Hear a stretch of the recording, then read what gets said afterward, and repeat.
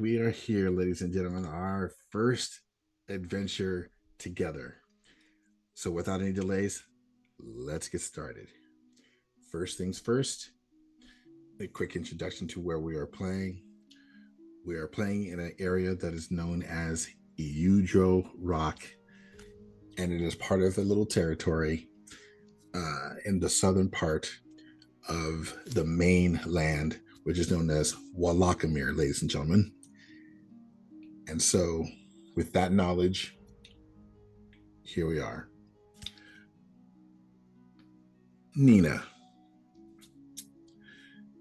it is a very early morning. Your two moons, Vakishi and Iradri, are still slightly rotating in the dark sky above. You have been here in Eyujro Rock for quite a while now. The sky, shining brightly with these two moons, slowly begins to brighten itself as the whiff of your best bakery begins to waft out the windows of your bakery and alarm the rest of the city that you are open and ready to go. But you have a special task today. And so, knowing this, you have a cart outside, packed up, ready to go, with plenty of your fresh, some of your best eclairs, some of your best donuts, your cakes, a couple of pies. And you are now taking that stuff down a long, dark street, and you eventually reach in this long, dark city of Eyujro Rock. For those of you who don't know, Eyujro Rock is part of a nation known as the Dragoness Keys. And since you take this long, dark road through these Dragoness Keys and get to see out into the distance, the long hill downward brings open the open seas to your south, and you can look out and see the very ships that are parked inside the ports, just gently swaying to the soft breeze that is blowing through your hair and blowing through the city. The many things that starts crossing your mind is the fact that your long lost love begins to talk to you inside your head. Where are you? I miss you, sweetheart. Come find me someday, please. Coming, my love. Come find me. I'll never forget you, darling. Salt of my earth, warmth of my eyes. So as you're drying the tears, the horses clop away at the cobblestone.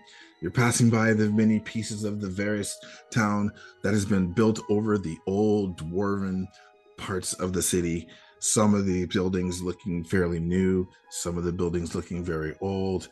A lot of the people are beginning to just slide out of the buildings and slide into the streets, getting into their various mechanics for the day. People are opening the shutters and putting out the freshly baked goods that are not as good as yours. But you get the nods of respect from those who know of you, because you have already made somewhat of a reputation in town since you've been here for a while now. But the big thing is, everybody knows you are the best baker around. And so with that, you happen to notice a couple of people who come by, and they throw up a couple of hands to wave hello to you as you go by. You know, did it come pretty good today? Oh, always, you know. Gotta raise that dough early in the morning. All right, I'll be down later at the store to get me a couple of those freaking oh my gosh, what were the apple fritters? Yes, that's it. Those are fantastic. Yes. My nephew Danny's got it all under control. Don't you worry about that. Perfect. I'll see you there. All right. So, as you move your way down the road, you start to push yourself in towards the main parts of town, and a lot of the people here, this town is already beginning to somewhat bustle here, because in the main part of town is where a lot of the businesses are. You slowly push through the crowd, people parting their ways, making way for your horses and your carriage. You kind of get the feeling that today's gonna be a good day. The sun, or the Great Torch, as everybody likes to call it on the planet of Garasire, by the way, begins to slowly push its light into the darkness and fade our two favorite moons out. You kind of notice that a lot of people are seem to be in good spirits, which is uncommon for Eyujro Rock. And as you know, this is somewhat of a more dark and gloomyish town, a seaport of sorts. But as you notice, your people and friends and or strangers, as you may say, have been sort of kind of looking at you in good spirits, giving you smiles, giving you good nods. You might occasionally come across one or two that kind of dips their head and mosey on by. But for the most part, you've made a good reputation in town. And you finally pull your cart right up to your destination. A large golden pillar that stands at a gate next to that open sways to a large brick and mortar type building. There's a large plaque on the wall right at the gate on the left-hand side that says Offices of Aloysius Spectator. Well, this looks like the place. Okay. A young boy, about 14-ish, with a small gray cap. He has a some sort of weird piece of string that's kind of tied around his neck that kind of hangs down. It looks like it's tucked into his shirt. His shirt is a white color that kind of peeps out underneath a brown vest and some black pants and black boots. And he's standing there and he happens to reach up and unlatch the gate. He goes, "Oh, good morning, good morning. You brought your goods. Oh my gosh, the master's gonna be so happy to see you. Oh my lord, please come in. Thank you. Right this.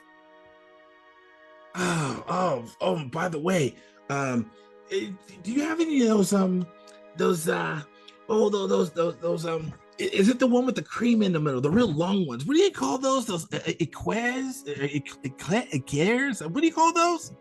Oh, you mean me old cream eclairs? Yeah, yes, yeah. He starts kind of fidgeting about himself. He looks like he's kind of looking for a pocket. And he finds some fingers into a little pouch that's on his left side. Pulls out a couple of silvers. It's still 2 silvers, right? Oh well, these are booked in for transport, but let me just have a quick rummage in the back. Oh yes, I think we could spare one for you, laddie. Don't worry, it's on the house. Oh yes! Oh my gosh! Oh, and he immediately drops the 2 coins into your hands. And he sits there waiting. He's almost literally rocking back and forth on his toes and heels as he's looking around with this big smile on his face, kind of watching you as you kind of mosey yourself towards the back end of your cart and begin to kind of flip open certain boxes looking for this special goodie that he's been waiting for. And you finally found one of your boxes that has some of your spare pieces inside. Here you go, lad. Now don't eat it too fast. These things can give you a little bit of indigestion. Okay. All right. Thanks. My job is to escort you into the building and take you over to where the tables are to be set up for this. The master said that he would pay you at the end of your after you finish catering this job. So just follow me. I'll take you right over there right now. All right, let's go. So he spins about, and as he trots off, with a nice gleeful. After he's smiling on his face, he's kind of pumping this eclair into his mouth, and Killer kind of looks over his shoulder, kind of shrugs. Come on, you gotta get I'll take care of the horses. You just come in and start setting up. Okay, just remember, don't eat too fast, lad.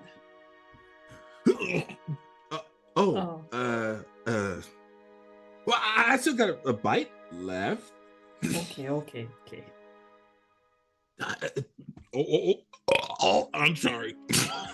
These are so good. Oh man, I gotta earn some more money. I gotta get me another one. All right, come on. Let's get you set up. So he will lead you up actually a large dais that leads into a pair of pillars, and then a set of double doors that look like they're kind of made of some sort of hardened wood, with two large rings, and a very large key, like pair of keyholes. So he walks up and he just immediately grabs the two rings and just lifts them and then shoves the doors open. And as they slide open, you kind of realize that you're looking at a very lavish foyer. There is a red carpet that leads off into the distance, into the semi shaded room that's illuminated by what appears to be some sort of chandelier, relatively about maybe 15-20 feet in the hall. And then it looks like it kind of breaks up into various rooms and doorways and things like that from there. The main to your left, the main hall right there. Okay, when you look inside, you notice that there's a couple of pictures and plaques and things up on the wall, and you'll notice that there's the key first picture right there in the foyer on the right. There's a gentleman who is standing there, very prestigious type, grayish hair. He's got like dark blue eyes. He's got a huge cartoonish kind of smile. His chin is slightly pointed. He's got his gray hair kind of hangs about down just past his eyes, but then like he's got some fluffy tufts that kind of pop out in front of his ears, kind of hiding them, and they kind of rolled all the way down to roughly about his collarbones. He's in some sort of purple and reddish robes, and he's standing there with a somewhat of a gauntish but proud and prideful look, staring off into space on this picture. And right underneath of it, it says Master wishes spectator. Oh, that's the boss, is it? Well, I have to put on now. Good color and scrubs. Huh? Sir, yes, okay. He goes, yeah. Come on. You got to get in here and get this stuff all set up. You're catering the reading today. Come on. Oh, yes. Okay. Just show me the tables, laddie, and I'll get it done. Don't you worry. Okay, no problem, boss. This way. So he trots up the steps, running. Well, he sort of kind of stumbles across the top step, and then he regathers himself and kind of looks at you. Don't worry about that. I'm fine. Yeah, and then kind of moves into the room. The room's illumination sort of kind of overtakes him very quickly, and it dulls his pastiness, but there's still those rosy cheeks. You can obviously tell that your pastry has made him exceptionally happy. He turns to the right after goes in about 10 feet and moves over to what's part of the room that has opened wide, and there's a wall there. He points at this wall here. There's about 10 feet, and he says, "Here, you can set yourself up right here. Okay." The party, as he turns and points across the hall, there's another pair of double doors that are sitting there. He points to him. The party's going to be in there, so you just set up right here. Okay. Okie dokie. Okay. Now, do you need me to do anything? Oh, well, I thought there was going to be some tables. Oh, that's right. I got to get the tables. I'm so sorry. I'm just, these are so good. Oh, I'll be right back. So you see that he jots off down the hall, further away from you towards the southern end of it. Okay. As you're kind of looking around, you don't hear anything going on. Other than the wisp of the candles that are in the candelabras or up in the chandelier. You can kind of get the sense that this place it's very old, very, very old. And when you're kind of looking at some of the mason work, you can actually, if you have if you've got anything in that area for a skill, you can, if you wish, you can take a roll on that. Oh no, I don't think I do. That's some nice rock. Oh yes. Hello, rock. All right. So yeah, you're the kind of, but it's actually when you're looking at it closer, I mean, you definitely recognize marble. Okay, some of these walls are like, it's not an expensive marble, but it's definitely marble. Okay, so and about this time the kid comes walking out, and he's carrying one table. He's struggling with it, but he manages to get it over to the table and over to the wall, and he drops it down. Oh, whew. All right, I'll go get one more. I'll be right back. Okay, he kind of shoves it. The wall scrapes across the floor, and he suddenly cringes and, oh, sorry, I know it's noisy, sorry. So he tries to lift the table a little bit, and it still makes a little more but he gets against the wall, and then he turns around and darts off. Right. Well, I best get the pastries coming in then. Okay, perfect. So elsewhere in the town, there is a combat going on. A large troll makes a mighty swing at a shadowy individual in the middle of a large crowd. Cheers are raging through the place, and wrecking ears everywhere. And money is flying all over the place. There are screams and hollers of oohs and ahs and agony, and people wondering what the heck's going to happen next. Next thing you know, a large sword suddenly makes a beautiful cleaving swing. Aaron, describe your character as he does this. You see this sword come slicing down on this troll, and from the back of this kind of aged chainmail with bits of tufts and fur and grass, not very well kept up, and behind a shield in one hand, the sword slashes across the troll, does kind of a roll around the backside as the crowd cheers, goes down on one knee, takes a breath, looks up at the crowd. Yeah! Yeah! And somewhere in the middle of you hear, I won 100 gold. I won 200. I won oh man, I won nothing. God, stupid troll did. So as this is happening, I mean, the place is running wild. It is absolutely, I mean, blood and gore has actually splashed onto some of the people out here, okay, in the midst of all this. As you turn and do your cheers towards the audience, you notice a dark figure towards the back end of the crowd, who obviously makes a deliberate motion with his head with a nod of appeasement.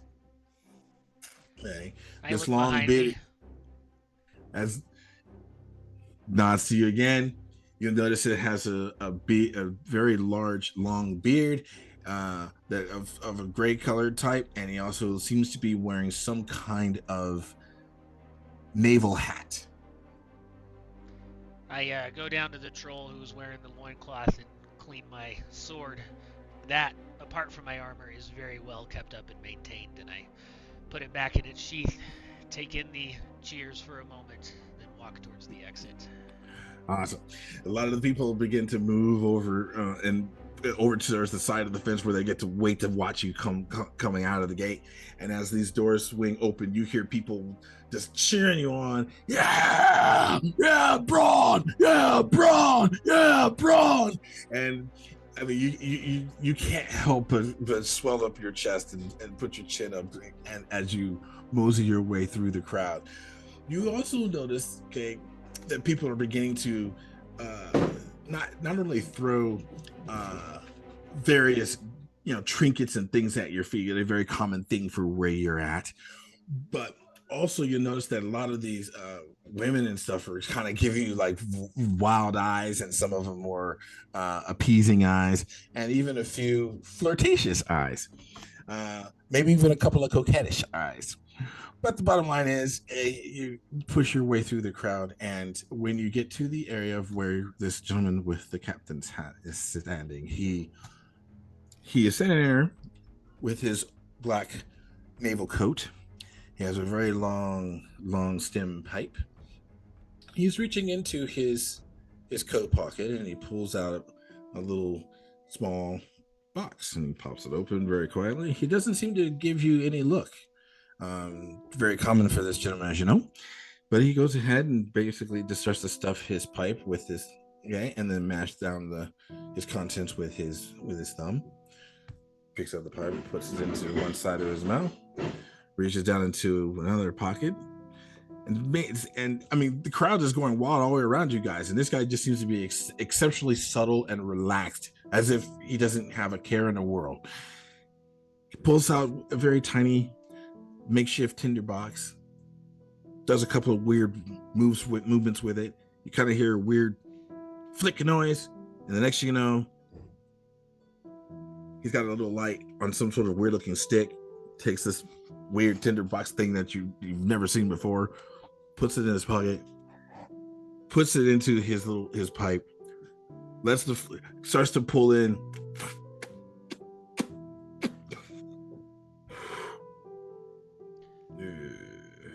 Cop, Good you job, gonna be bro. sharing today? Oh, you want a puff? All right. And he turns the pipe towards you and hands it off. I take a long draw,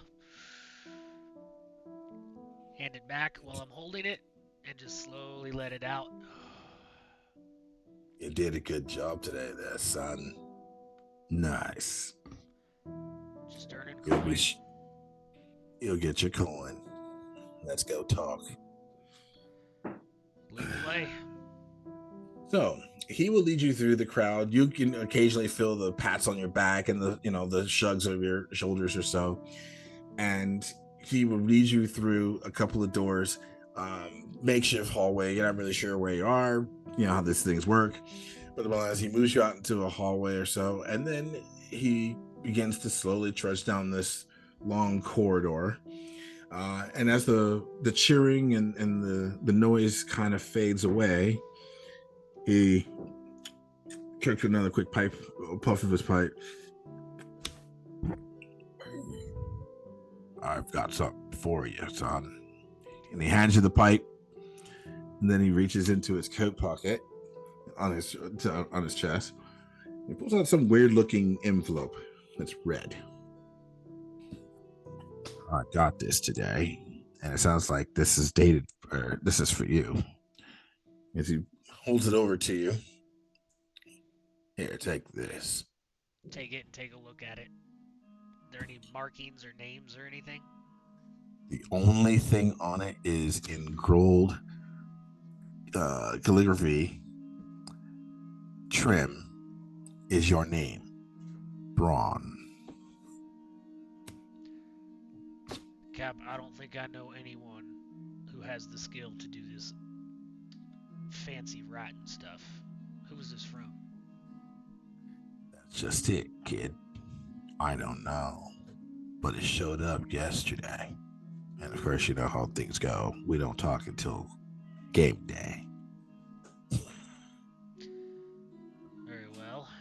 Do you want me to open this now, or can I look at this on my own? Well, the person who gave it to me said it was important and you should open it as soon as you get it. So, it's up to you, son. But our business is done for today, so let me go collect our winnings and then I'll split it with you as always. I'll be right back. So when he walks away, I hobbles off down the hall. Okay. Does it look like is there anything in it, or does it just look like some kind of papers probably in it? So as you're kind of gandering at it, it feels very light. I'm guessing you bend it a little bit to see if it's got parchment in it of some sort, which it kind of makes a little bit of a creaking kind of sounds from it. But other than that, it's kind of difficult to tell what's in it. Okay, I just rip one of the ends off and pull the contents out. Okay. When you pull it out and look at it, it very simply says, "You have been invited to a reading at Aloysius Spectator's offices. Please be there, sun up."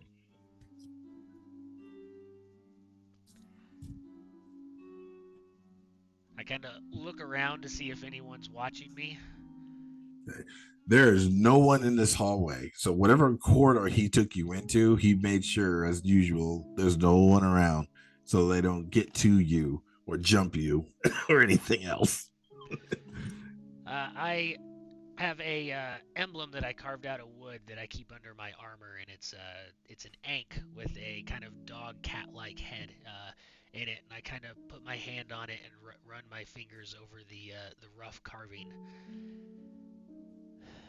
Take a deep breath. Well, fighting's gotten me this far. I guess reading can't hurt. As I wait for Captain to come back. Okay, perfect. So as you're waiting, let's see, who should I do next? Oh, I know what I'm gonna do. Good old Caesar. Hey, friend. You have waken up in your tent,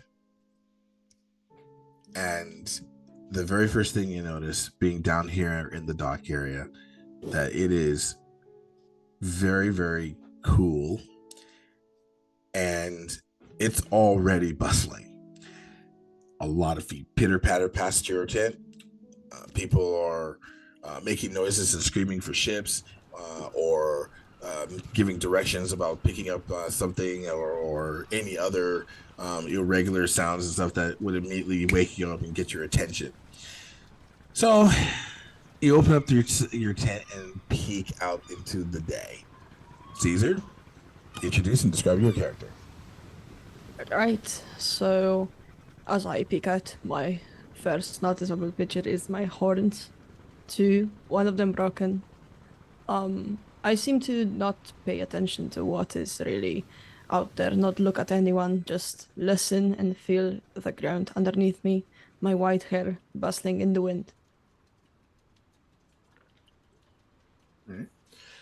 So as you're kind of gathering around, a couple of people shuffle past you, and you kind of get your feel for what looks like it's going to be another day.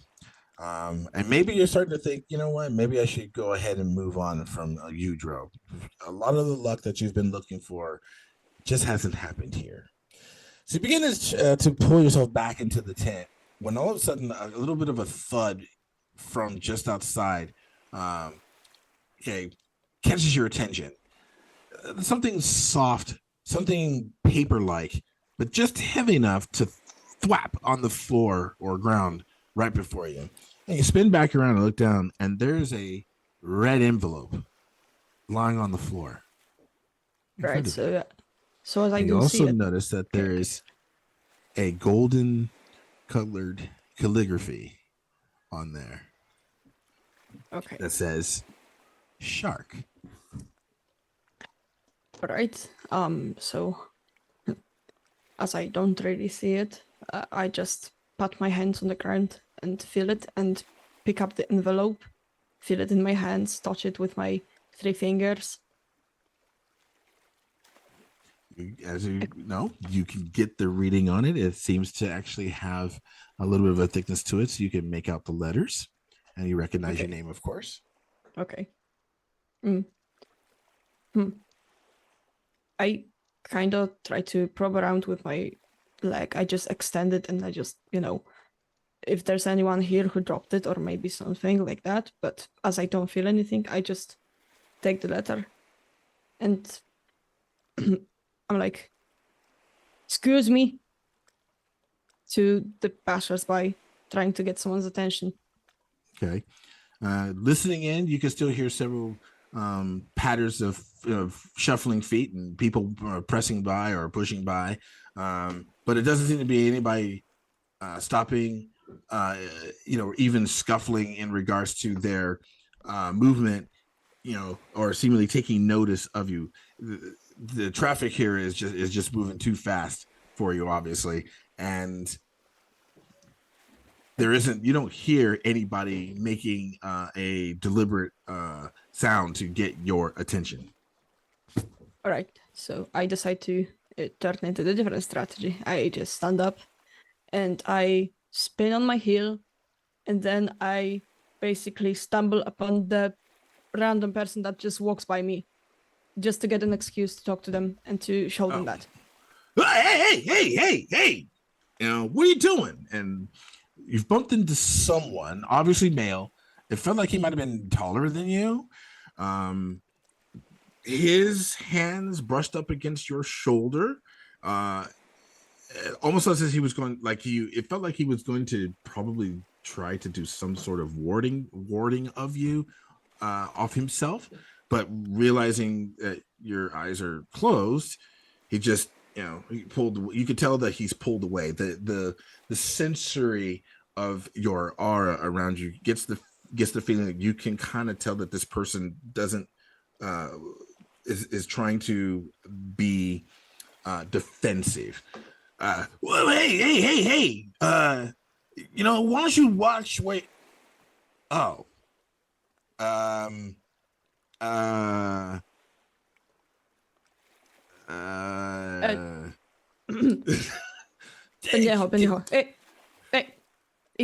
And I just pull up the letter and I look at him and I'm like, I need some help with this.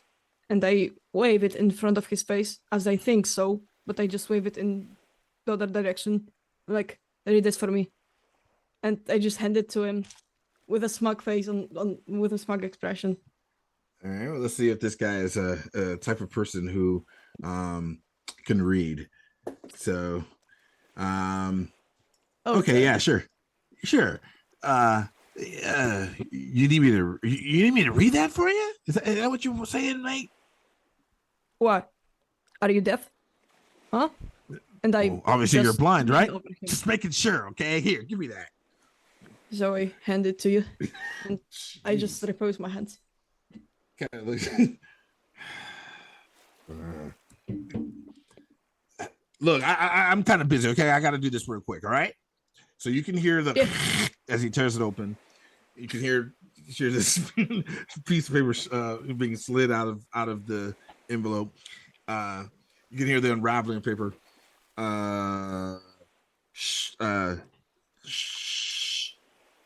Shark. That's my name. Oh, okay. Hang on. Wait. Hold on. I know what I need. I need my spectacles. Hang on. Let's see. I know I've got them around here somewhere. And then you can kind of hear this weird little click noise as these spectacles kind of flip down to his nose. And oh, dude. Okay, great. All right. Okay. So, Shock, you have been invited to a reading. Come to the offices of Wishes spectator at sunup. Sunup. It's already sunup. Yeah. Oh, well, I guess you better get going. Oh wait. You can feel him grab your wrist, and he kind of twerks your hand and flips it up and puts the paper in it. I gotta go. and you can hear him shuffling off. Thank you. And I just wave at him a little bit confused, of course. But then I'm like, why today? Why not tomorrow? Oh, I'm really stressed right now, but I turn around and try to feel my donkey with my hands. And like, okay. Pimienta. All right.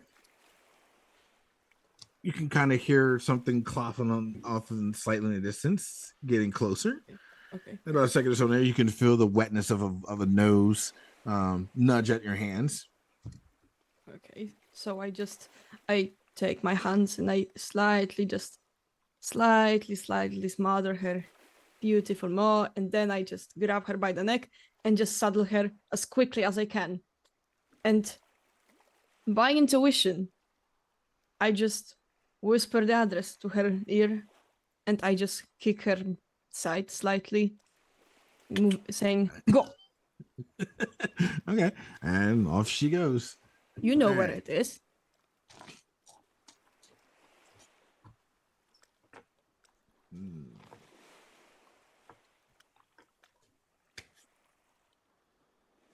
Pagan.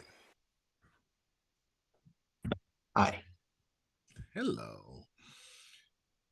So the night before, you were in a tavern. It was dark, dimly lit. Only you and one other sat in that tavern besides the barkeep. And that drow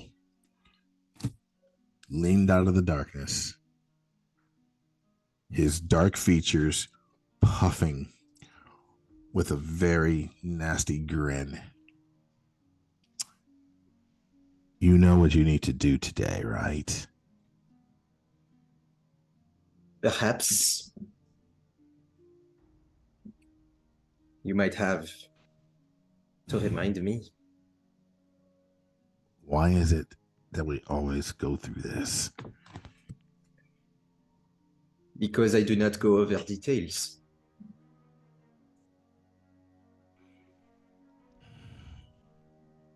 Sometimes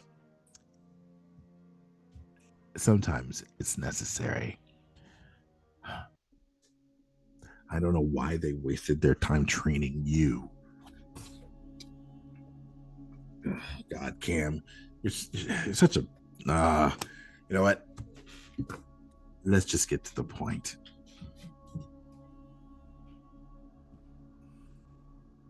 There's someone here you're going to kill.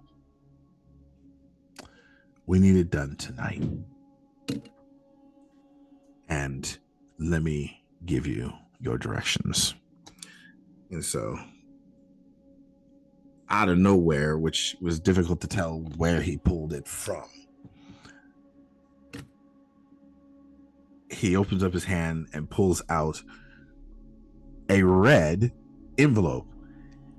And his eyes widen with shock. What the hell is this?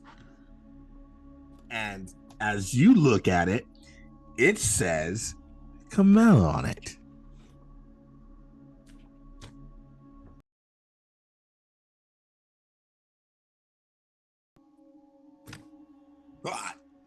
I didn't put the, and he looks like he's about ready to go to crumble up.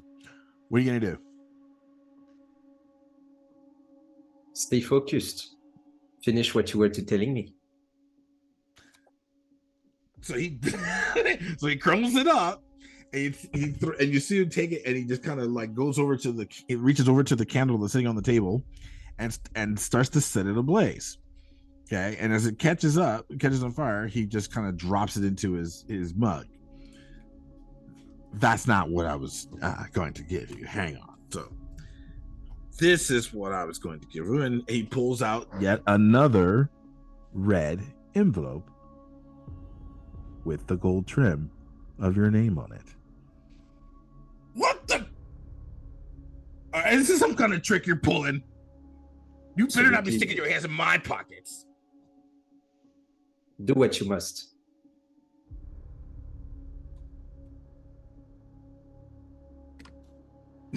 And so once again, he sticks it over the fire, lets it catch on fire, and then drops that one into the mug.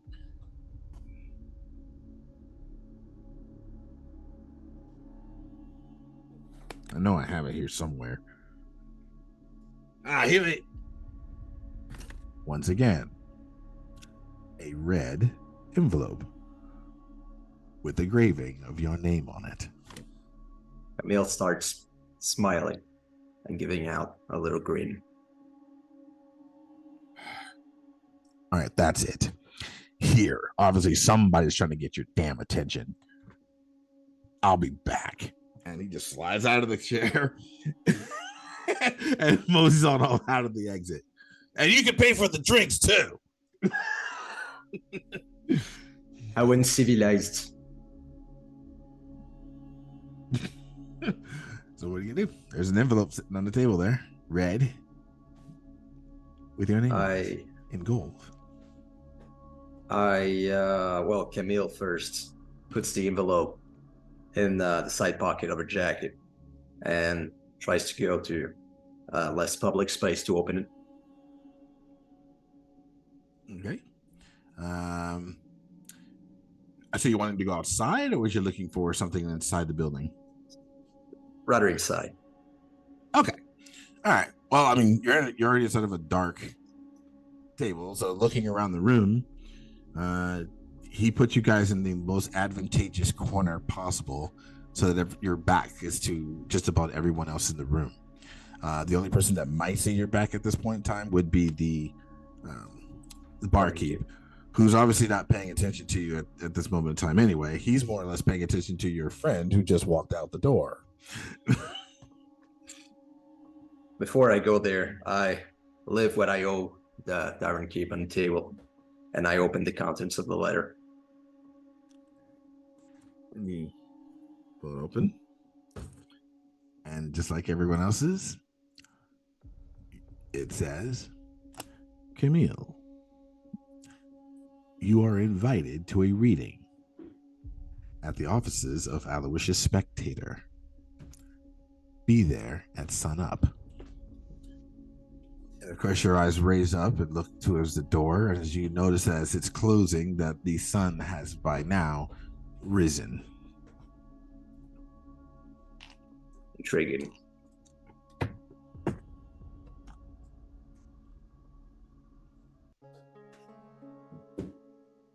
Well, as Camille reads the letter, she burns it because she has no use for it anymore, and puts it in a mug along with the ashes of the other letters. Hey, and she heads out. Hey, whoa. Hey, I don't care if you're gonna, do that once, but 3 times, you're starting to ask for a fire here, okay? Remember, we sell alcohol. Oh, I did not mean to interrupt your activities. I shall go now. I do not want any troubles. Here, for you troubles. And she drops a copper on the table. He looks, I ain't paying for the drinks there, lady. You owe a couple more silver there. Matter of fact,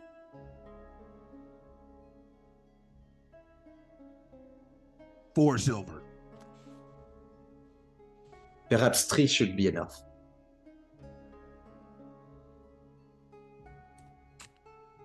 What, you think I'm going to take it with that tip? It's up to you. No, it's 4 silver. I got overhead to pay for, mate. Come on. I Cough it up. I have no time to discuss. She pays the 4 silver, and she attempts to head out once again. Thank you. Come again. All right. Hello, Laurel. Hello. So,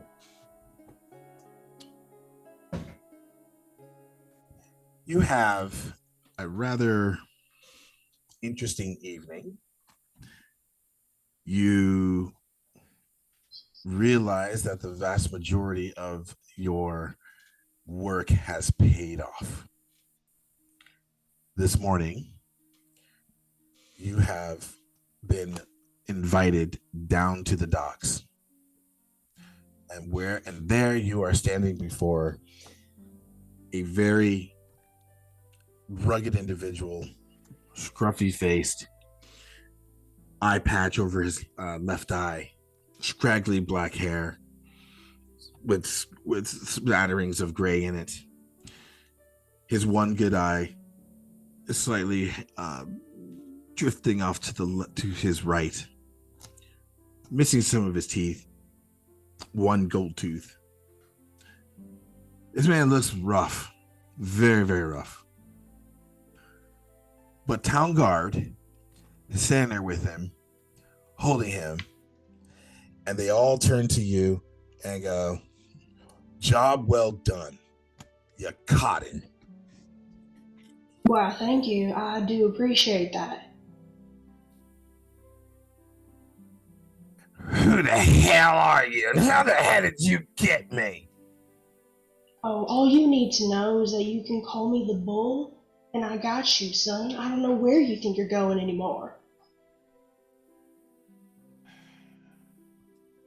The bull, huh? Yeah, that's right. There's probably a bunch of bull crap as far as I'm concerned. We'll be seeing you again. I can count on that. Me too. Come on, boy. Let's go. And they go over and they push him into the jail cart. And as they do that, a couple of men come over. So glad you caught this guy. This man has now killed 4 people in the last 3 days. How can we thank you? Oh, there's no need for that. I'm all good here. We got him, we got our guy, and that's all I need. Okay, well, I'll tell you what. Drinks are on me.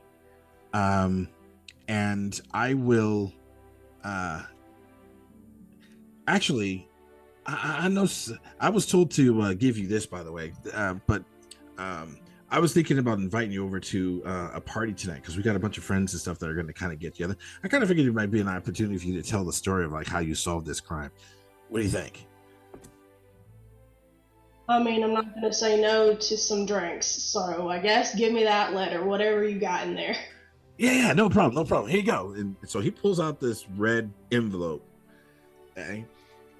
And on it, it actually says, "The Bull," in gold trim calligraphy.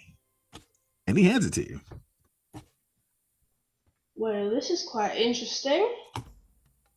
I guess I'll see you there. Yeah, absolutely. You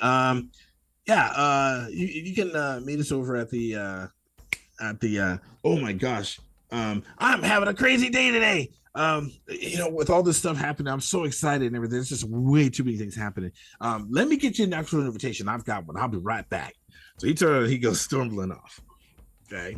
In the meantime, a lot of people just kind of stand around. They're kind of looking over some of the clues and things that you were pointing out, and the corpse that was left behind that you caught him killing. And you are standing there with this envelope. Seemingly, no one notices. So we do. Yeah, Caspel's definitely interested and intrigued by it because the guy basically said, "Oh yeah, I have an invitation, but let me get you like a different invitation." So he's like, "Okay, kind of," but he's very intrigued by it because I don't like most people. He'd call him the Bull, but like that's like his go out name. So he's just like, "All right, interesting. What do we have today on today's rocket docket?" And so he'll open the letter. All right. So you kind of tear it open and open up. And in gold trim on this piece of parchment, Bull, you have been invited to a reading at the offices of Aloysius Spectator. Be there at sunup. All right, well, and looks up at like the sun already and just like, well, I may be late, I'm not sure, but I guess I'll make my way over there. All right. So looking around, you notice that down here in the docks, okay, this is probably one of the most crowded parts of town. Eyujro Rock, as you guys know, is very, very, very well known for the Navy, for the Dragoness Keys, and people here are consistently busy. The killing that took place the night before was a very lucky thing. This guy was actually moving the body when you caught it, and so looking around, you're kind of thinking, this is not going to be easy because you're going to have to just kind of press through a lot of these people. So tuck your head down and for a second, take a nice deep breath, and off you go. Now, let's do check something out here, folks. All right. I want to get back on there we go, my screen there. Okay. So, Nina, as you are putting on the last few decorations on this gorgeous table, Why don't you give us a description of what you have set up?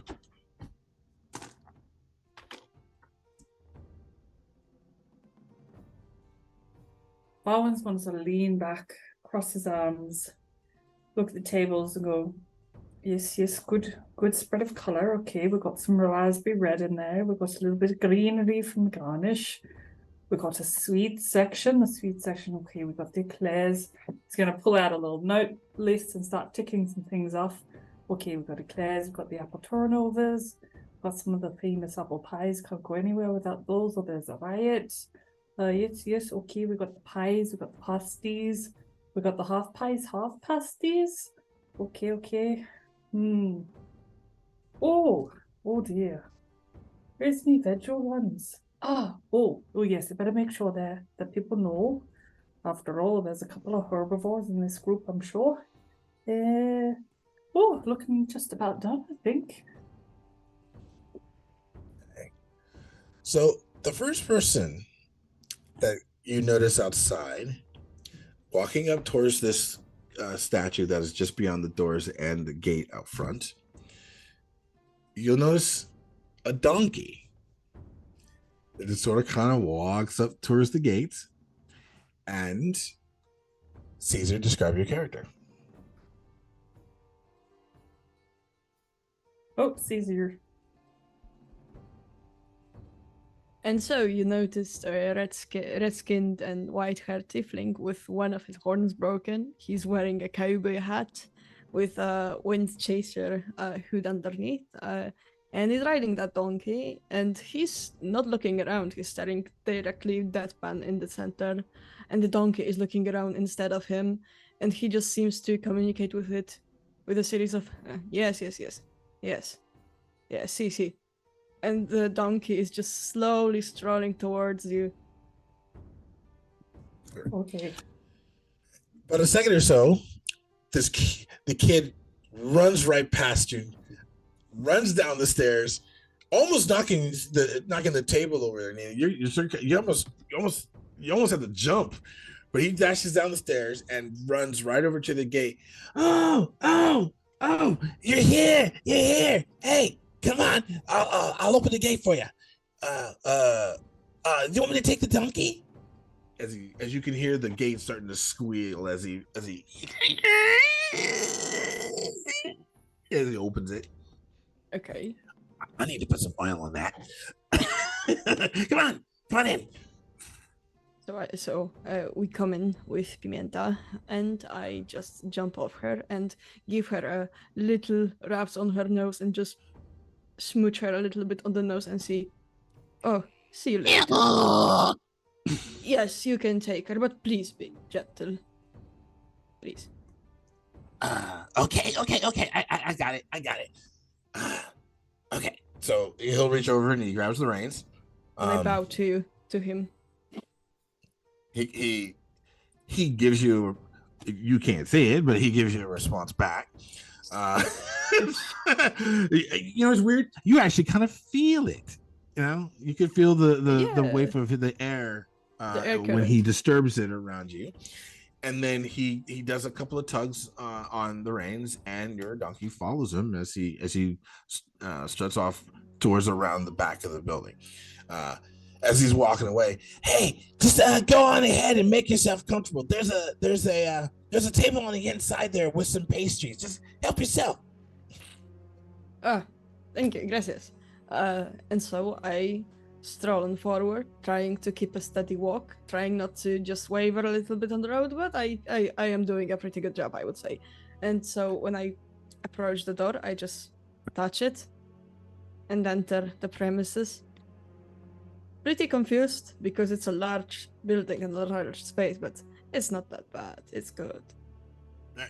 So your aura, as you sort of kind of settle down your nerves a bit and just sort of kind of take an idea of what's going in around you and trying to bring in a feeling of what the place feels like, you kind of get a sense of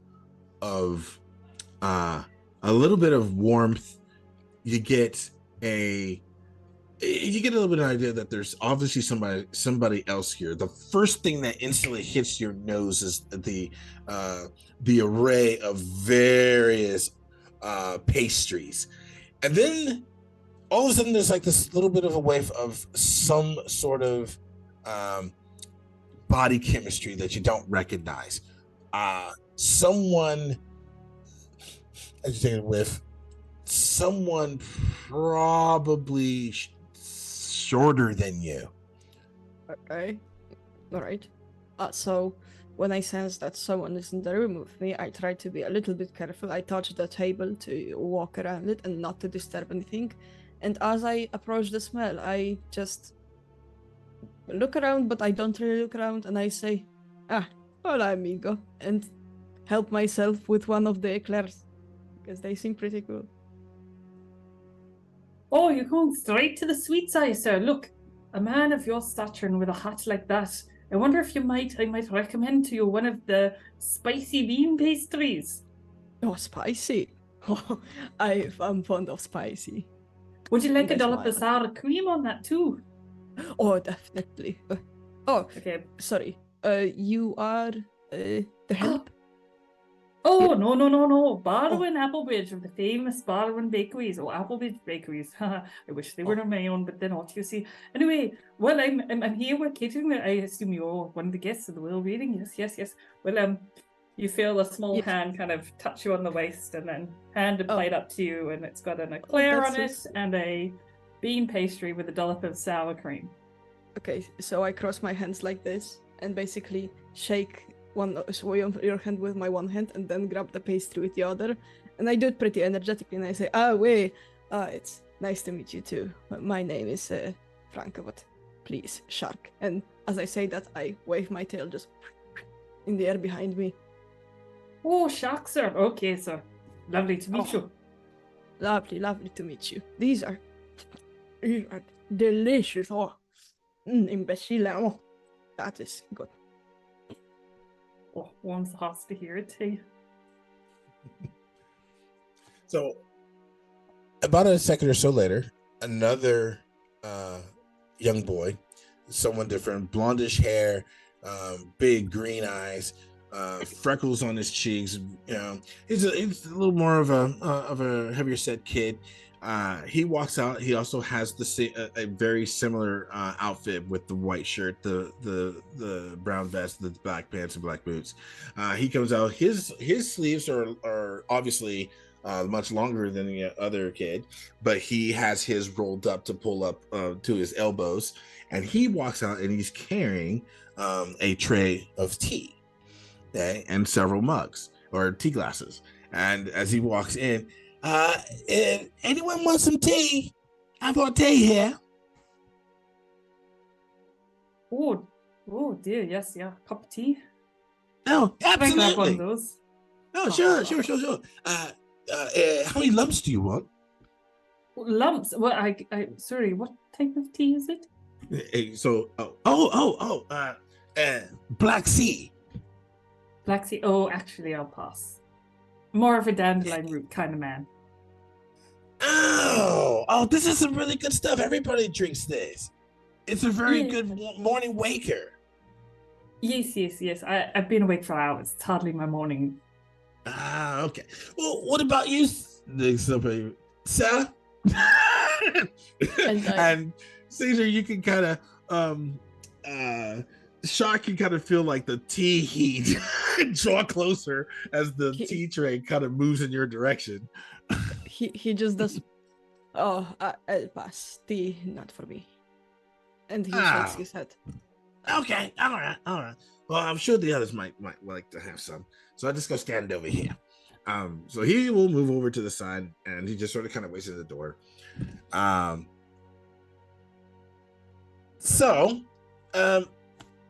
About a minute or so later, you guys sort of kind of stand in your silence. Barwin, you're sort of kind of watching Shark, who's just quietly enjoying nibbling on this eclair. When he's doing it very animalistically. When a very large individual arrives at the gate, And strangely enough, your ears almost pick him up immediately, Shark. Yeah, he's wearing armor. He strolls up. There's definitely a suave chink in this movement as it's coming along. So there's some definite swag in that step. And he moves up towards the gates and immediately pushes it open and starts to stride forward. You get a quick sense that this is someone big and probably powerful. His stomps on the steps reach the top, and in walks Aaron. Describe your character. You see a 6.5 foot tall bugbear with tan fur, very rugged features, not necessarily dirty, but not clean either.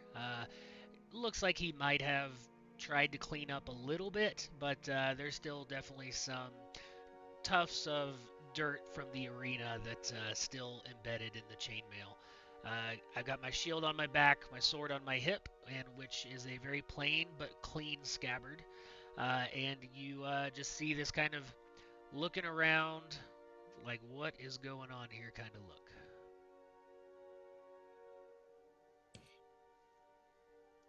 Anyone would respond?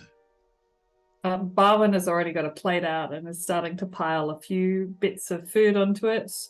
He looks up at the very tall figure and says, "You up there, sir? I think you're a bit of a rock cake man. I've got fig and walnut, or we've got some date and fennel seed. What would you prefer?" I'm a little confused. What, are you Aloysius? Oh, no. Bow and Applebridge at your service at the famous Applebridge bakeries. Catering this here will reading today. We've got a smorgasbord of food. Maybe you're a pie man. Are you a pie man? I'll eat anything that comes my way. My problem is I don't know who you are, and I don't know this place, and I don't know the intentions here. Oh, well, if you've never been to a will reading, they're pretty straightforward as I understand it. Somebody died. Doesn't really matter who. They're about to give some other people a whole bunch of things that they probably don't want. Unless they have money, and then you probably do want it.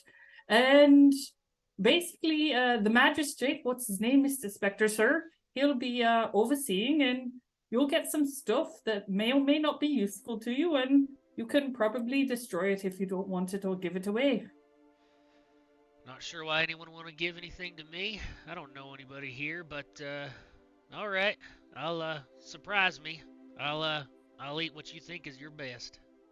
Oh, okay. Well, for you, sir, I think you need a half pie, half pasty. There's a little bit of dessert and a little bit of dinner all in one meal. I'll give you 10 of them. He hands up a plate. And I take it and just in one bite, just start eating all of them together at the same time. And looking around and just kind of find a place in the corner to sit and watch and keep an eye on my back and see who else comes in. So, as you kind of raise your face up from your plate and notice that Barwin, you notice that the bugbear has got lots of pieces of food and cream and things, all around his lips and tangled up in the fur about his cheeks and chin. When Shark, you suddenly get this very dull feeling, something approaching, and then almost simultaneously you kind of get this more or less a weird feeling of like something positive is coming, but it's not giving off a like a luminous type of feel. It feels like it's something very, very strong. Pagan and Laurel, the two of you coming from two different directions. You, Laurel, or what I should say is Bull, in front of you are looking at a lady walking towards you. Pagan, describe your character. Well, basically, think of Kate Beckinsale in Van Helsing movie. That really 18th century outfit with a colonel jacket, like Napoleon jacket. Very classy, standing tall, chin up, always. And she's walking with those high boots that look like high heels, but they're boots. They go up to her knee. Brunette, green eyes. Okay. So immediately seeing this, Bull, you can immediately get it. You start to get a very quick sense that you may or may not have seen this person before. Simultaneously, Camille or Pagan, you see Laurel. Describe your character. So Caspel is pretty short, about 3 feet tall, very dark skin, has kind of like a Western hat going on, has kind of rugged clothing, but adorned with purple kind of accoutrements here and there, and just seems like the vibe is kind of guarded, like kind of, I don't know what your deal is. Yeah. So the two of you walking towards each other are thinking that you guys are about to pass, but strangely, both of you stop and look at the large plaque on the wall, the offices of Eyujro Spectator, look at it together, and then the two of you turn and look at each other. What do you do? How tall is Camille again? Well, I couldn't tell. I keep my business to myself. And I'm pretty surprised to see someone else here. She asked you how tall is Camille. How tall is what? Sorry. How tall is your character?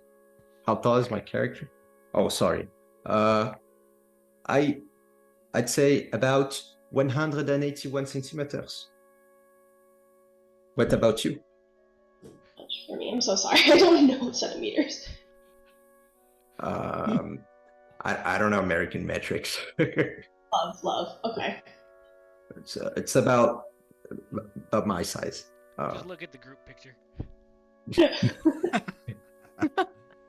I was just trying to picture how far I was. She certainly isn't 6'6".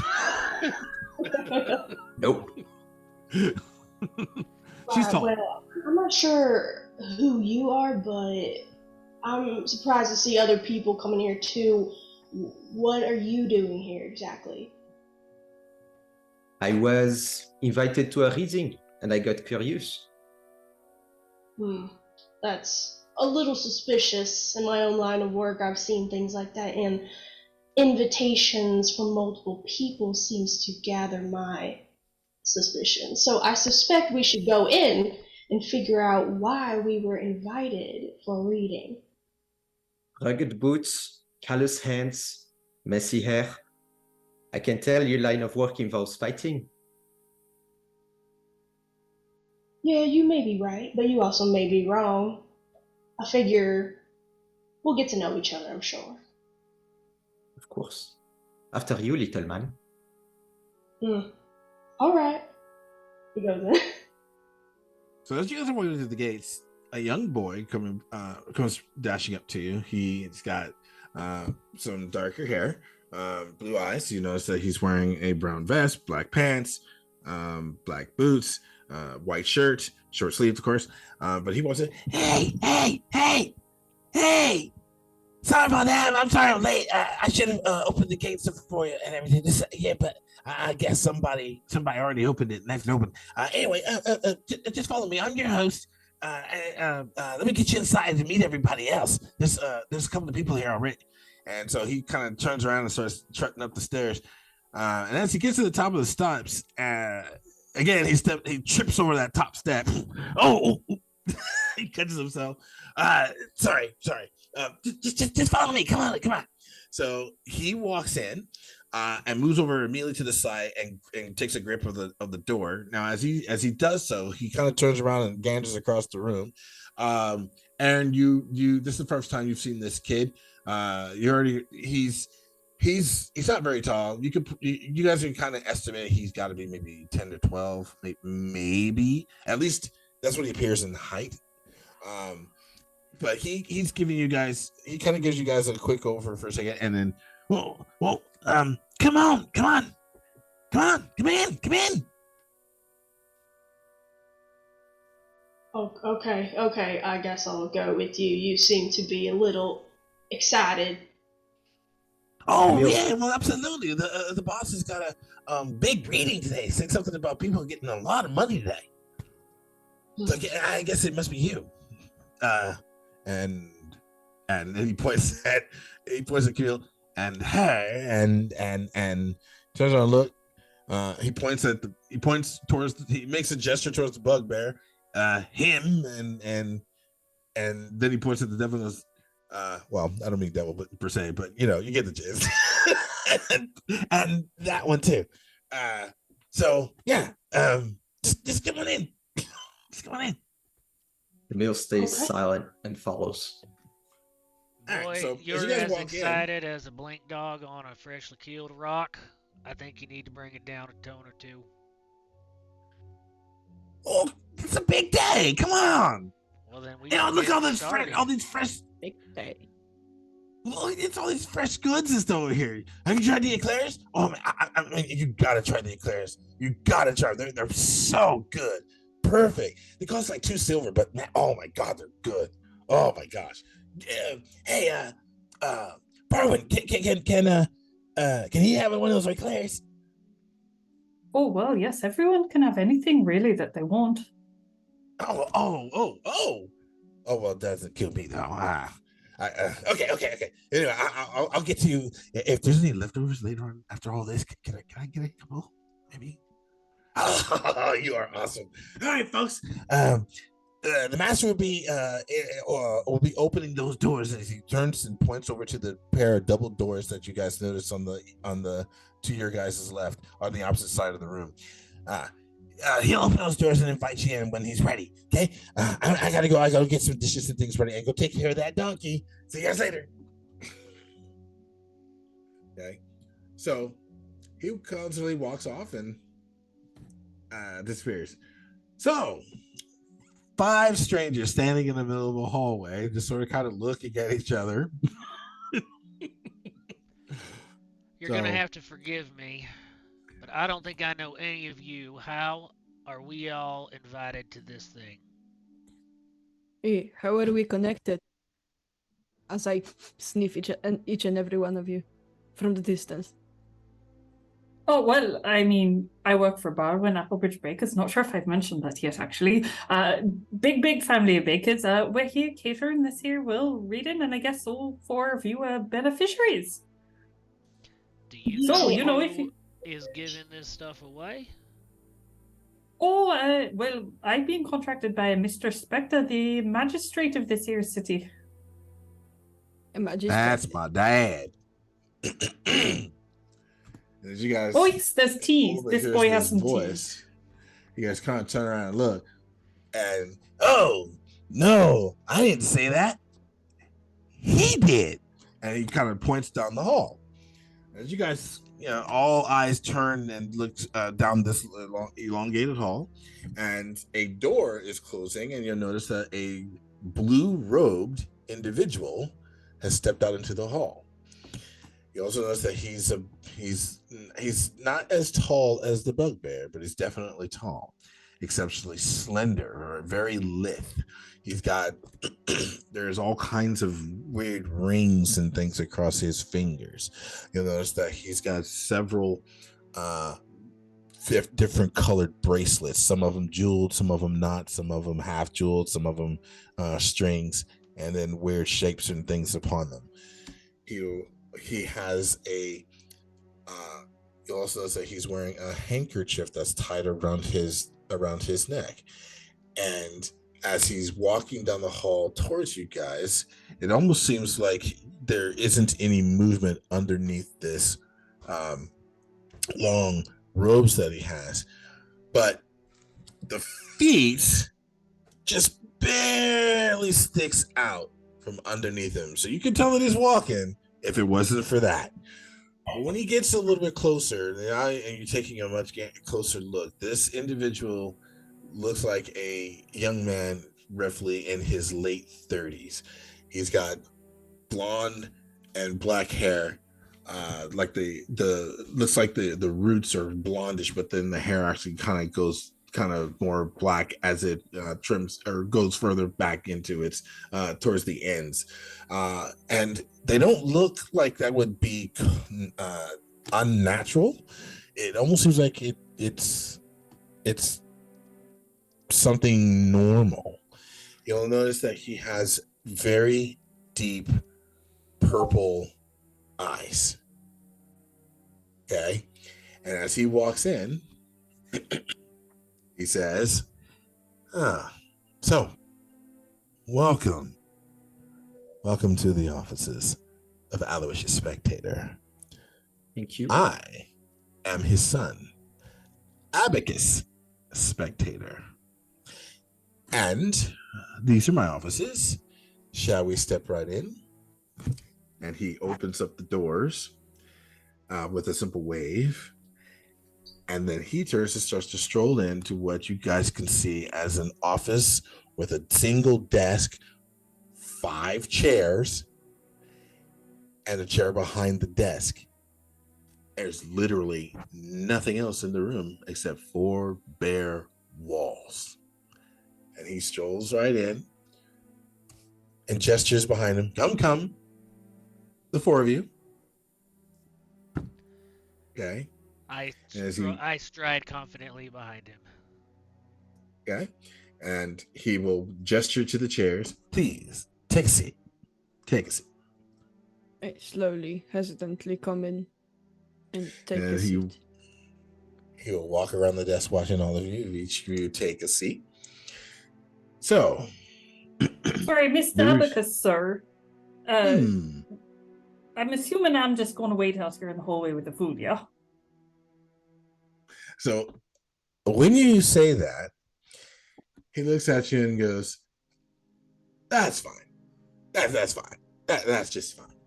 And he turns about and looks to the rest of you.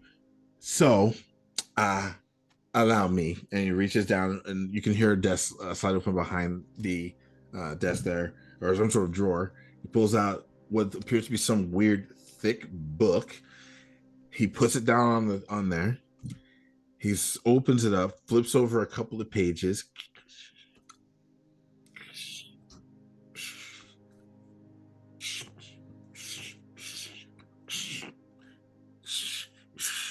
And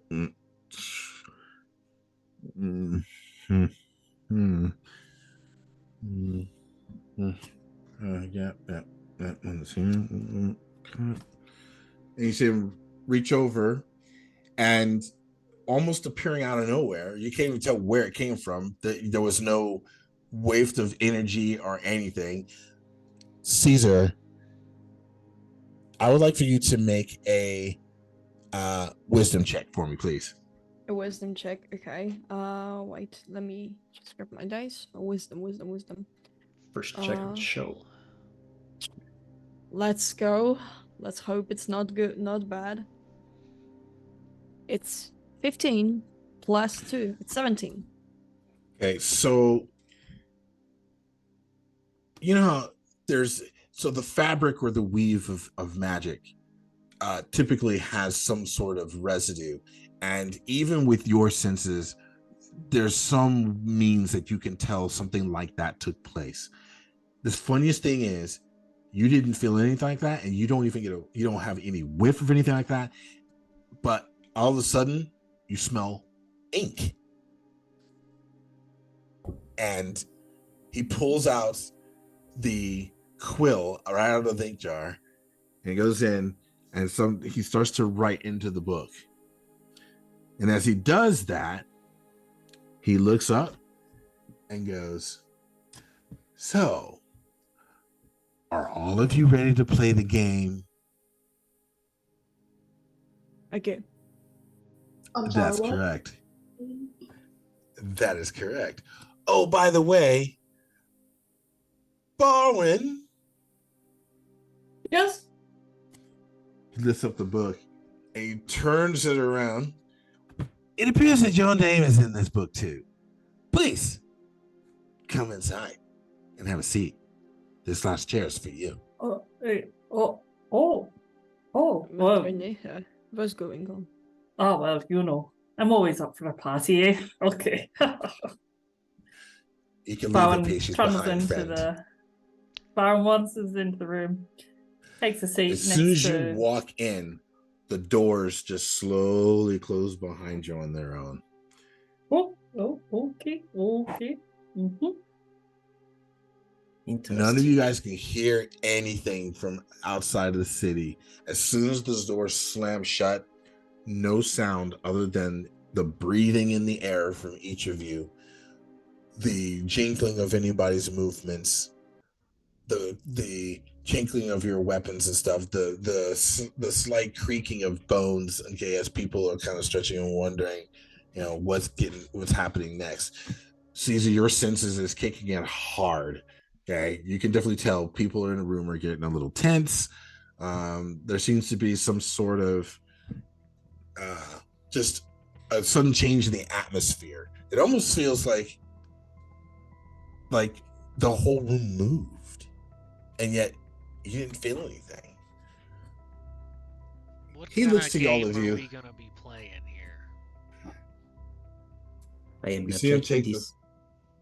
he takes the quill and he puts it with ink and all into the center of the book and closes it. And he puts the book down on the table. And you see him. So, I have been waiting to meet each and every single one of you for a long, long time. This game today is going to decide a whole lot of things. So, Do we have Again. a choice in this, and what do we get out of it? Yeah, what is this? Do we know each other? I don't know any of you. no, in some sort of ways, a few of you may have passed in ways. You, Shark, and you, Braun, and you, Mr. Investigator. The three of you sleep in tents. You guys have come across each other a couple of times. And you never noticed. Maybe. It's a big city. What does this change? It is. But the point is, you guys have seen each other. And I noticed. You, Barwin. You've been around town. You have drifted past these people in your cart.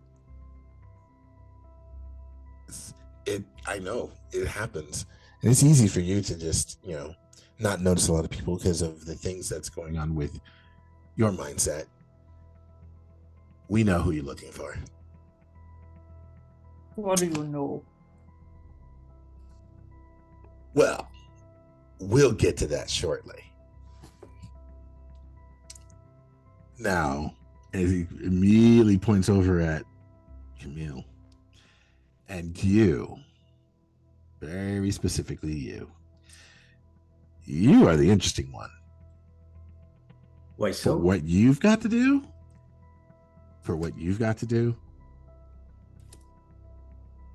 a lot of the things that you got to do,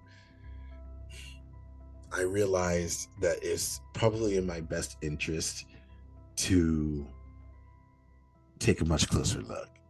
So I invited all of you here. And like I said, we're going to play a game. I have not agreed to play any games. Game of chess, cards, poker. No poker, no card games. Dice. So I might as well just go ahead and tell you, since you guys are just going to sit here and just wonder on for on and on about what this is all about. The game is called Your Choices Might. So, here's how the rules are.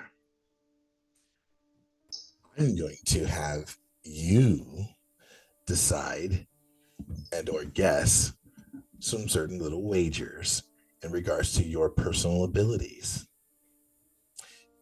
You all have skills. You all have combat means. You have resistances.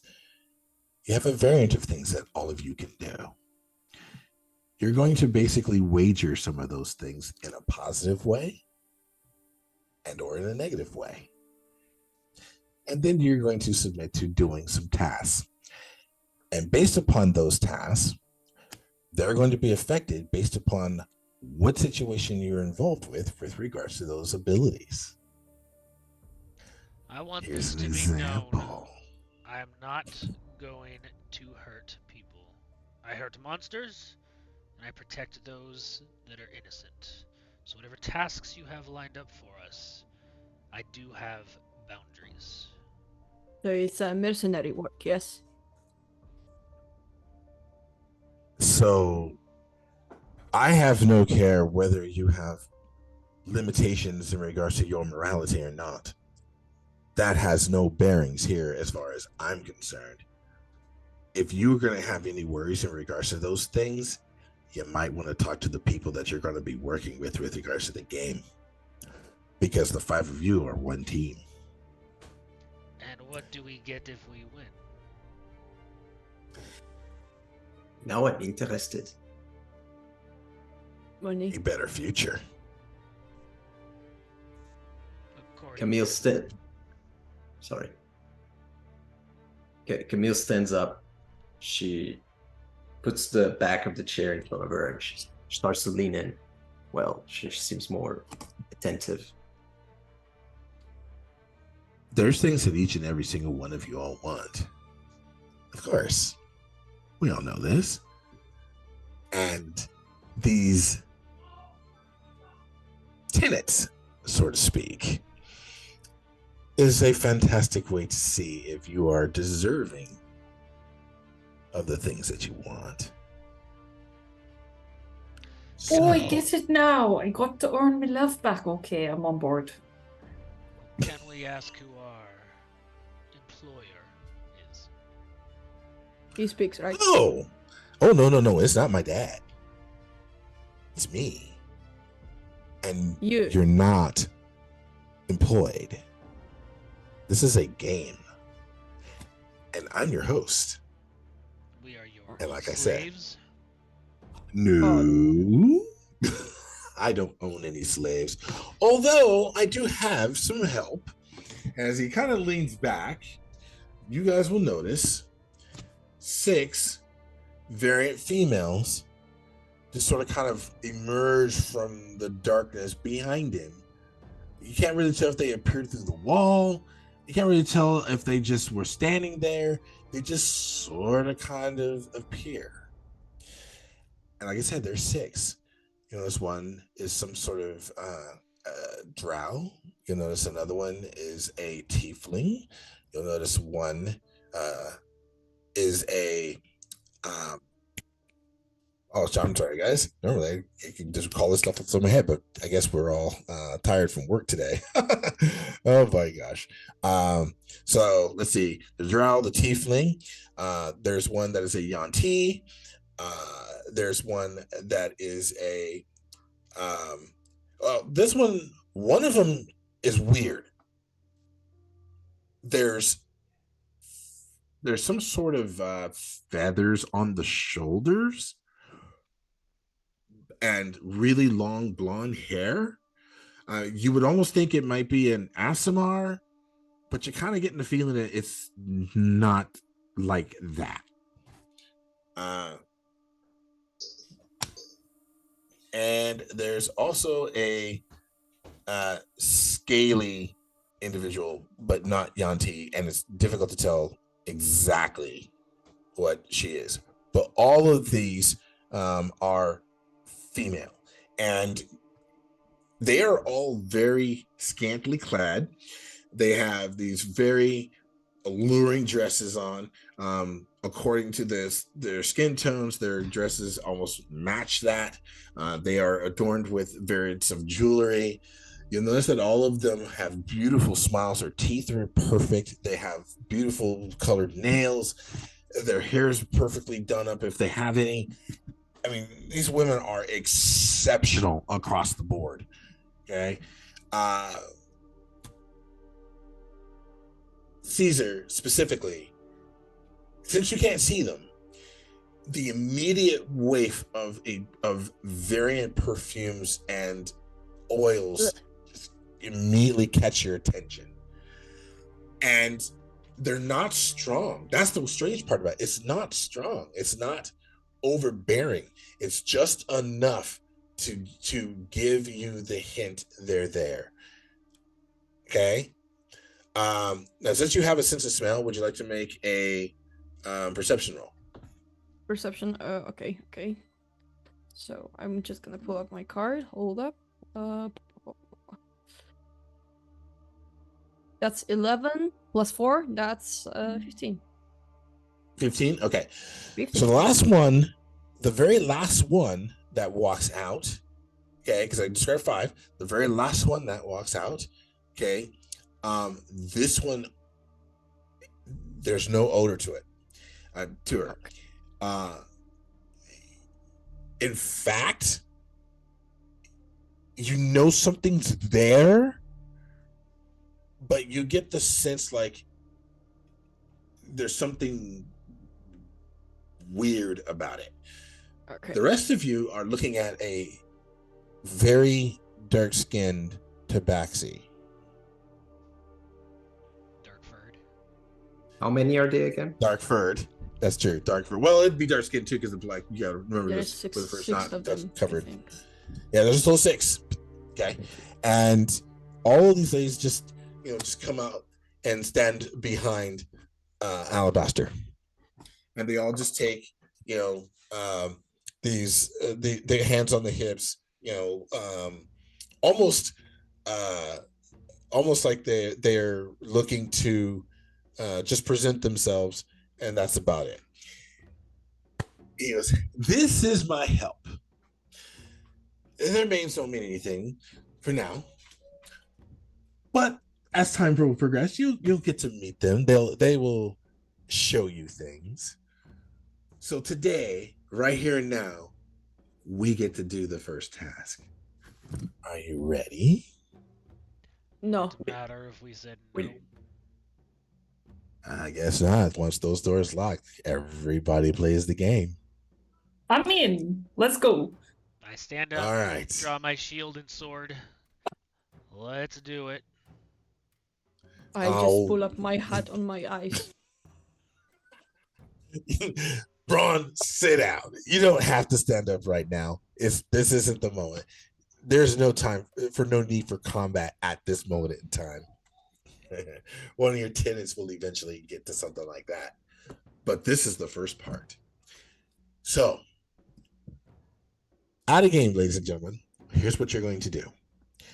You are going to take your character sheets and look at them in basically 3 different areas. You're going to look at your stats, okay, as one place, okay, which includes your saving throws, okay.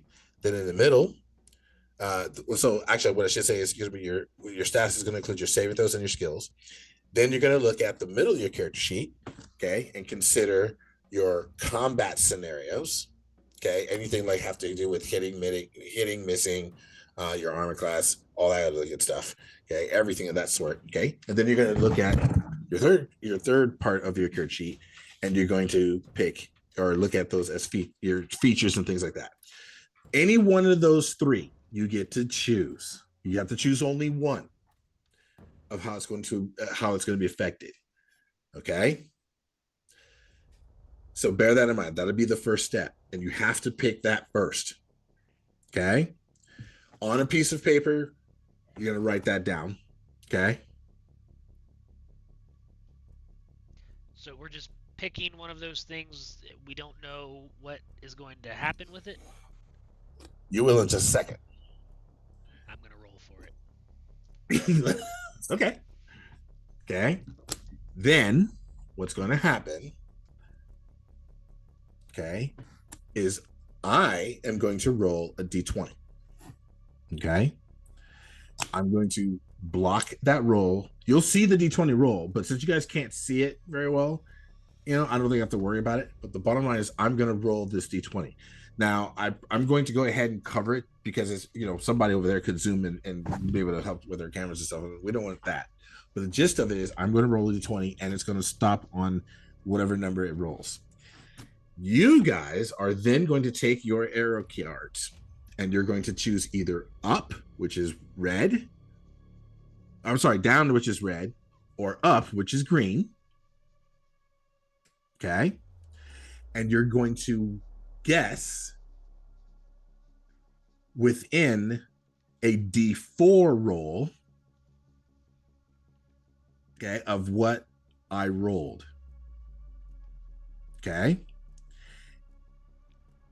When you make your wager, which is going to be any one of those three parts of your character sheets, okay, if you guess within the number that you rolled on your D4 of the number I rolled on the D20. So if you, as an example, if I roll, let's say I rolled this, right now my D20 shows 13.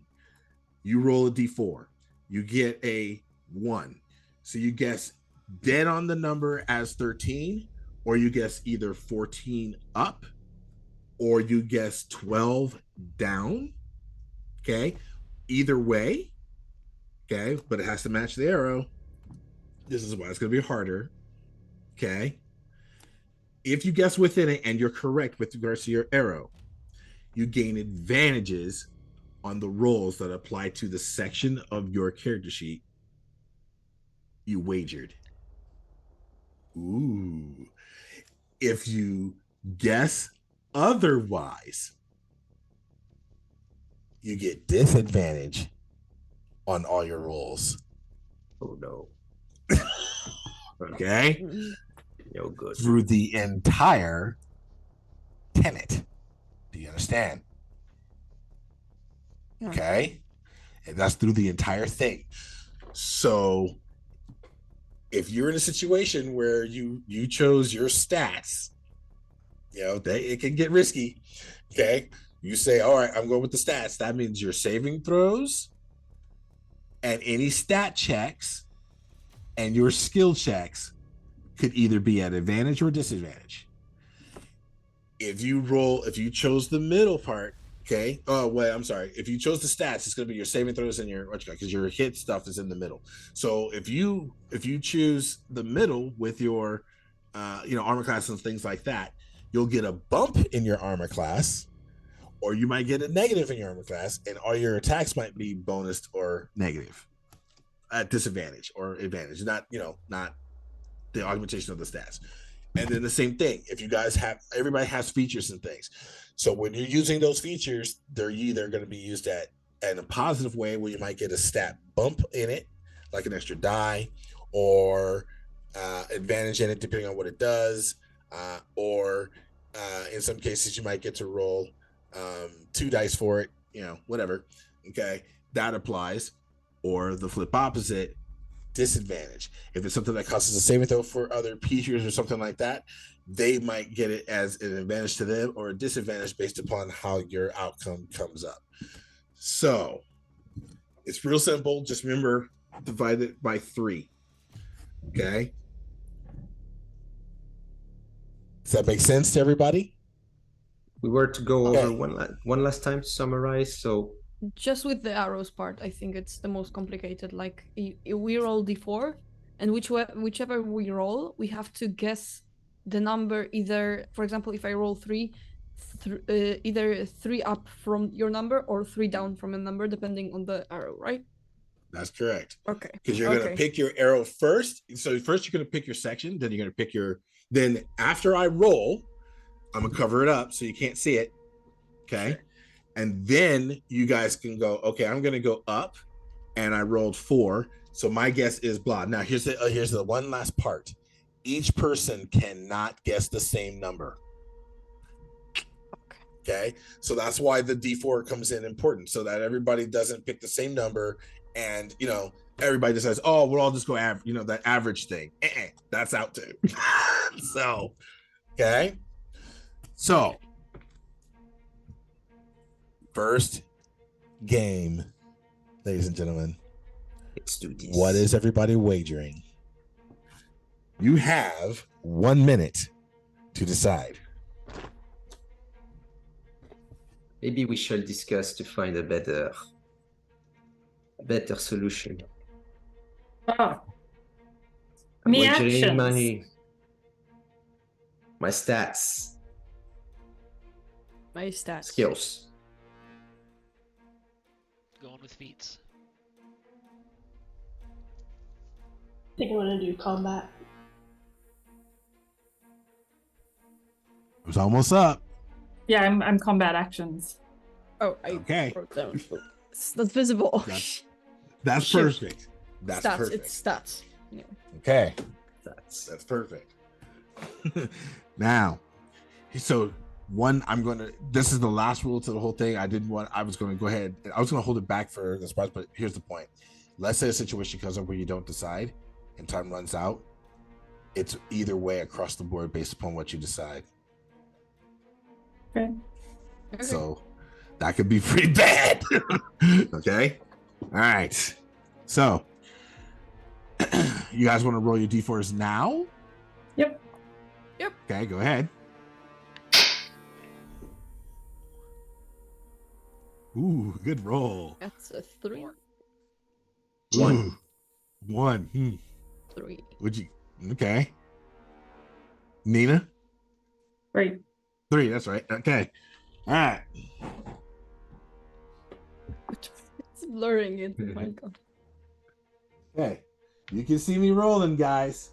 Okay, here we go. All right. Now, out of the 5 of you, who wants to go first? I'll go. Nina chose down. You're choosing down? Okay. What is your number? I'm gonna choose 18. 18 down, okay. Who wants to go next?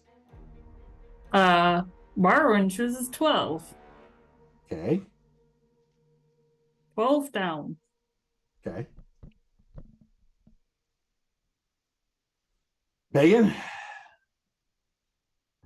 Emil says, I can feel this is an 11 down. Okay. All right. And Caesar? That is a 4 up. 4 up. Okay. Now, Laurel, you have investigation as a proficiency, and your character is an investigator, correct? Yes. Okay. You get an advantage on your roll, on your decision here. So you get to choose you can either re-roll your D4 and take the better of the two, or you can swap places with one other person if you think they're closer than you are. I mean, it's all chance, so it's fine. I'll just pick my own. Okay. And what is it I'm going gonna to say 16 up. 16 up. All right. So, ladies and gentlemen, the roll, if we can see that, is 15. Nope, it flipped over. 15. It was 15. So, I believe Aaron is at an advantage. What did you wager? My feats. So my lay on hands, dark vision, surprise attack stuff. Okay. So things like that, okay, are at advantage. So if you have to make any feat checks or anything like that with regards to your towards your dark vision for seeing, spotting, perception checks, things like that, you'll have an advantage. So question on how that would work for lay on hands with healing then. Okay, you can double the dice. Well, or double the pool. Double the dice. Well, there's no dice. So, well, that's right. Yeah, I forget your lay hands the pool number. Yeah, so you have it at It's 6. It starts at so 6. yeah, you would have so yeah, you'll have it at 12. I forgot Okay. about that it's a pool thing. Okay. So Pagan. Yes. I believe you said it was you were down, right? Yes. 11 Yeah. down. Yeah. So what did you wager? My stats. Ouch. Yeah. Boy. Okay. So all that basically means is that anytime a stat check comes up, you're doing it at disadvantage. That's all it means. So it's not necessarily anything that's going to kill you. It's okay. So don't worry about stuff like that. Does that mean if he has advantage, then he would get a straight roll? He can cancel it out. So if a circumstance applies where someone can help him with advantage, it will cancel that out. Yes, it will. It goes Okay. normal. That is correct. Got it. Caesar, what did you wager? I wagered 4 and I had 3 up. So that would be 7. So pretty far off. Yeah, pretty far off. All right, so what did you choose?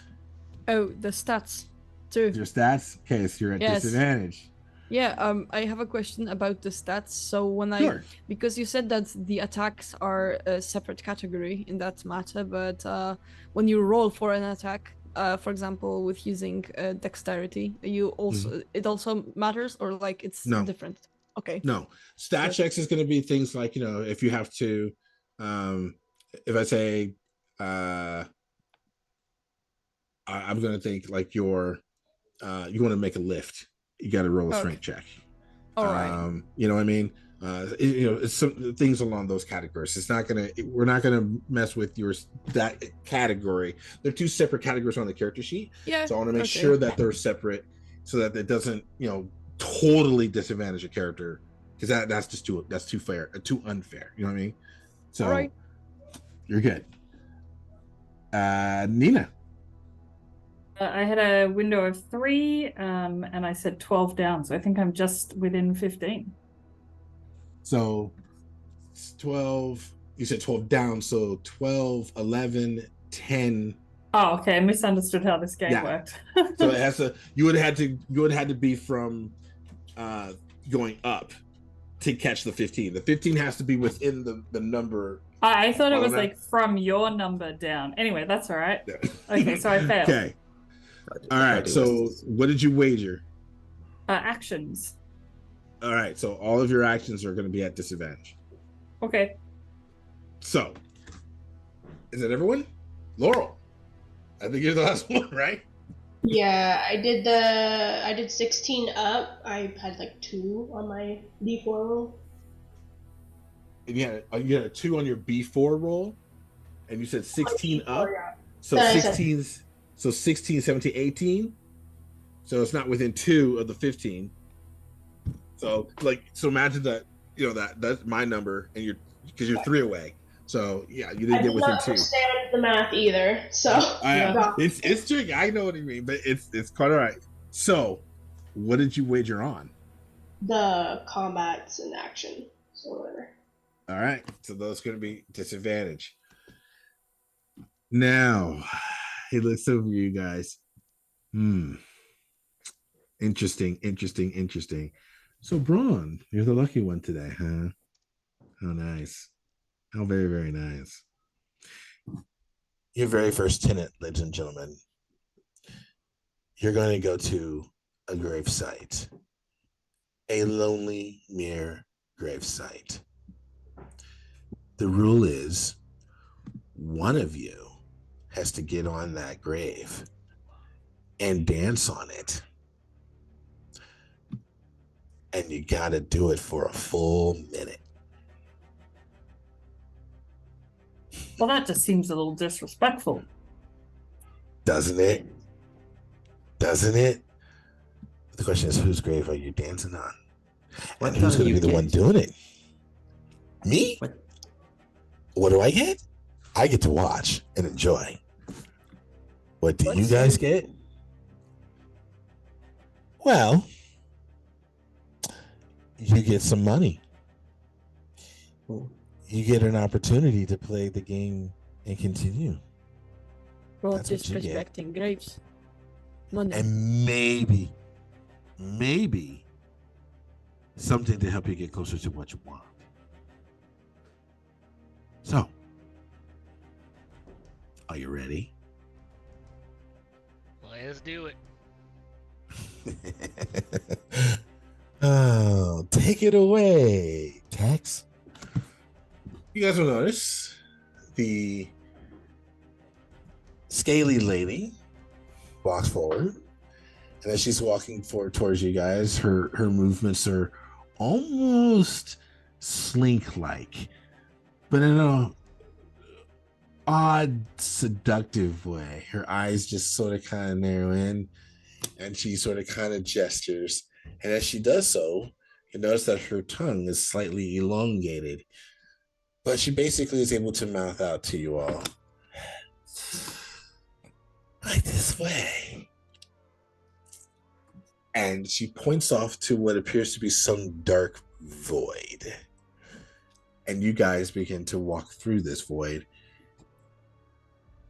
You guys can, it's almost as if everybody disappears from view, and yet you can feel each other about.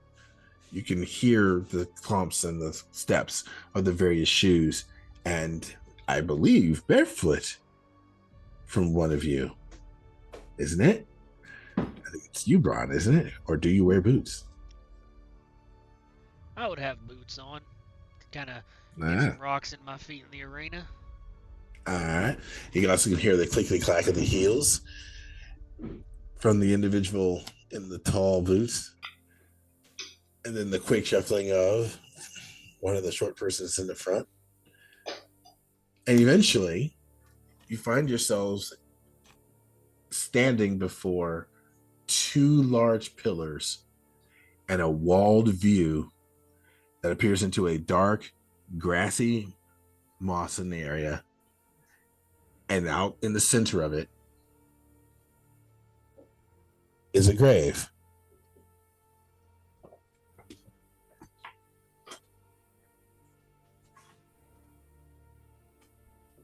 Well, go on. You said you wanted to dance on it.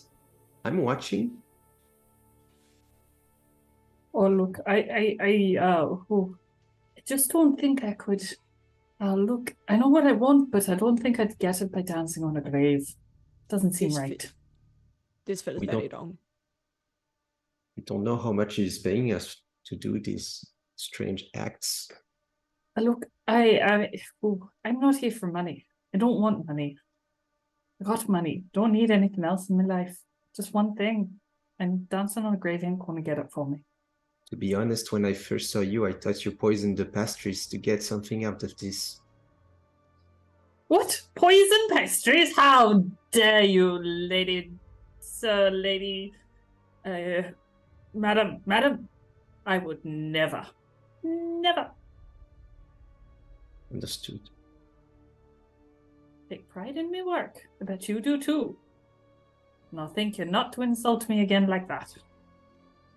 Oh, there's some words. The lady. Well, I'll finish putting the figurines out in just a second. But the lady turns to you all and allow me to interject. You'll notice that there is a ghost in there. In order to get the game going, you have to, one of you or all of you, have to go in there and get her upset. Once she gets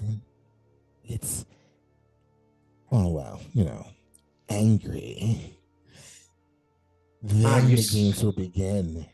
And what will happen is her friends will come along, and whoever is dancing on that grave, they're going to do everything in their power to get them off of it. The rest of you are going to have to do the best you can in stopping those creatures from knocking that person off the grave. If you fall off the grave, your points that you earn stop there. Yes, I didn't tell you that you're earning points. Remember how he said for 1 minute? You do remember that, don't you? Snake Lady is For right. each round that you are dancing on that grave, you'll be earning points towards the games. Eventually, should you get through them all, you might have enough points to earn what you're looking for. Damien, I want to cast something before we go in, but before we do that, do we want to take a quick break? I was going to say when we were going to take that break, sir. Okay. Breaking character, shame on you. No, I'm kidding. Yeah, we will. We're going to take a break here in 4 minutes. Okay. Then I want to Okay. cast a spell. Okay. What spell is that, sir? I would like to cast Divine Sense to detect good and evil. On her? No, That's just in general. I What's can your know it's the a radius of location like of any celestial fiend or undead within 60 feet that is not behind Okay. total cover. okay. In that case, And that is a feat, so whatever the bonus I get for winning the first part of the game may go to that. okay, so that the entire place radiates undead. Can I tell how many? No, there's too many. Your radiance, it just immediately. Let me put you this. How does it work? How do you see it or feel it? How does it work for you? I think it would just be a sense, like I don't see colors or anything, but I can tell the difference between good and evil, and I would be able to know just the general direction of where it is. Okay, you're getting an immediate feeling from the entire place. Your skin crawls. The essence of absolute impurity makes your eyes bulge. You almost feel overwhelmed. There is a ping in your forehead, right between the eyes, okay, that begins to sting at your synapses when you look at this place. Whatever is here, whatever is inside whether it be the grave or this strange cemetery, is definitely evil. All right, friends. Well, You're almost repulsed. this task is up my alley. Whatever's in here is not good, and I'm for getting rid of it. So, whoever's doing the dancing, I'll protect you because I ain't a dancer. But when we go in there, we're going to make whatever this thing is angry, and then it'll be on all of us. I will dance on the grave. And Braun takes his sword. Oop, wrong button. Sorry for the streamers. Takes his sword battle axe, draws it off his back, pulls up his shield. Says, all right, get behind me when you're ready. When you say that, Bowen is gonna duck behind Bron almost immediately, pull out a large butcher's knife, almost half the size of his, and a pot lid. So I just take hold of the yo-yos I have on my sides, just tangle the wire on my fingers and just wait. okay. As you all begin to draw your weapons, press them together, clack them together, whatever rituals that you guys do to find the inner strength that you need to deal with various things like this, the lizard lady turns to you all. You know there's always a hitch. Whomever is the one dancing on the grave, they cannot attack anything that comes to them. You might want to rethink who's dancing on the grave. Fools. Camille gently Just puts. Slinks away. Camille echoes away. She gently puts her hand over Braun's wide shoulder and says, I know I don't know you. I don't trust you. But I will dance on that grave and I will not stop. So whatever it takes, don't let anything injure me. You got it. Let's win this thing. And with Aquillos de Muertes. Oh. we will go to take a break. We will be right back in Okay. 10 minutes, ladies and gentlemen.